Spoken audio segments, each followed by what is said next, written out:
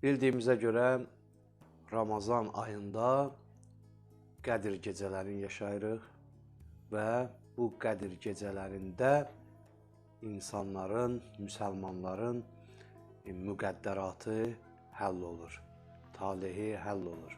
Allah Teala bu gecələrdə Peyğəmbər Salavatullaha müqəddəs və mübarək Quran-ı Kərimi nazil edib. İlk 5 ayəni nazil olub Quran-ı Kərim Peyğəmbər Salavatullaha. Bunun barəsində də iki nəzəriyyə var bildiyimizə görə. Birincisi, Quran-ı Kərim bir dəfəyə nazil olub Peyğəmbərə. İkinci nəzəriyyə budur ki, Quran-ı Kərim tədricən nazil olub. Allah Teala Quran-ı Kərimdə də buna işarə eləyib. Hansı ki, Allah Teala Quranda Qədr surəsində belə buyurur. İnna ənzəlnahu fi leylətil qədr.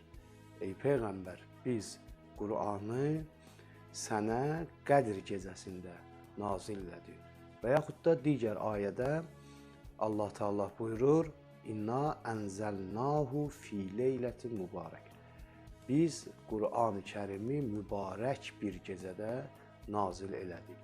Deməli, Qədr gecəsi mübarək bir gecədir və o gecələrdə əhya saxlamaq, Quran oxumaq, ibadət eləmək, dualar etmək çox gözəldir.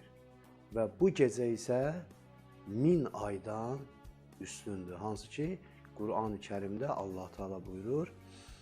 Leylətul qədri xeyrun min əlfi şəhr. Bu elə bir gecədir ki, 1000 aydan üstündür. Allah bütün ibadət, itaatlərimizi qəbul etsin.